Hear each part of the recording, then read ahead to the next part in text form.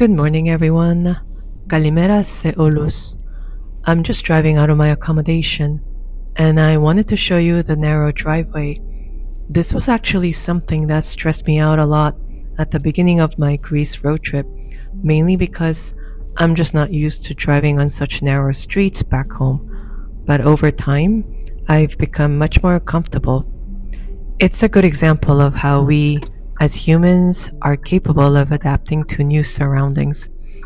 Anyway, the weather looks pretty cloudy right now, not the typical sunshine we expect from the Greek islands. But this is not going to stop me from exploring Chios today, especially now that I've recovered from that nasty cold.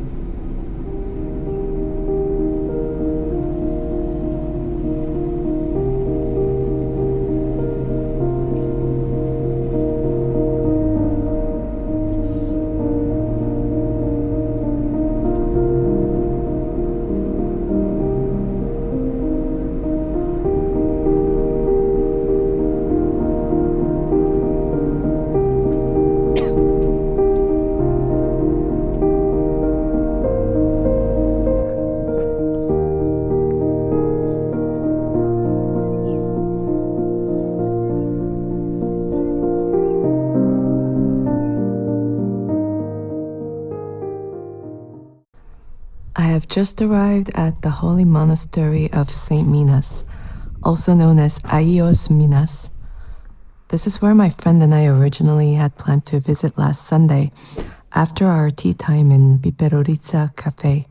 However, it rained all afternoon, and it was also the day that I started to get sick, and therefore we had to cancel.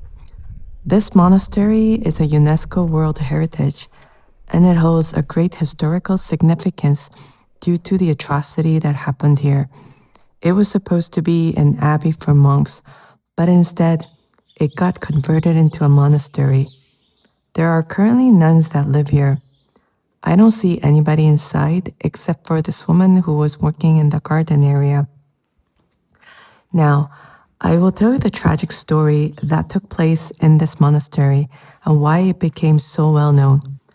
The Ottomans were not happy about the resistance against them happening in Chios, and so they decided to invade the island. The Greeks of Chios have already fled to several shelters in order to hide from the invasion, of which St. Minas Monastery was one of them. After destroying the Chios town, the Turks continued to search the shelters where they could find the Greeks hiding.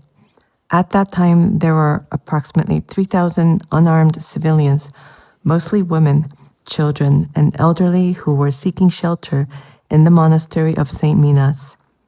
On April 1st, 1822, which was a holy Saturday, the Turks slaughtered everyone inside the monastery. Standing here today, it's just so hard to imagine that such tragedy happened in this peaceful place.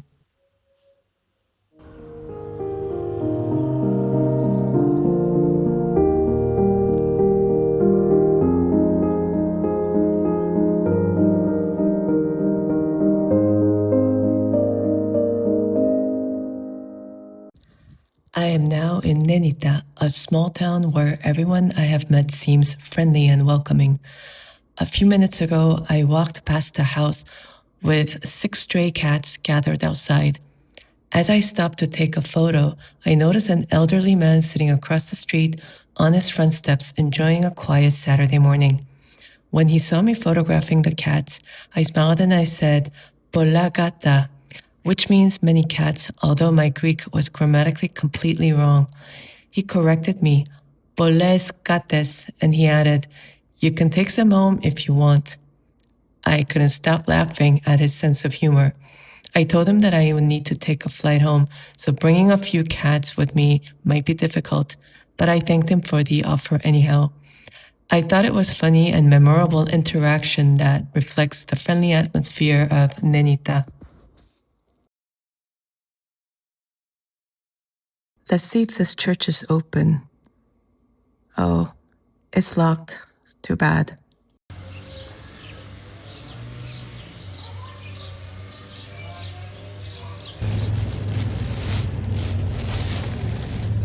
I decided to stop for lunch at this little kafeneio, and I am so glad I did. Maria, the owner, kindly prepared several authentic Greek dishes for me.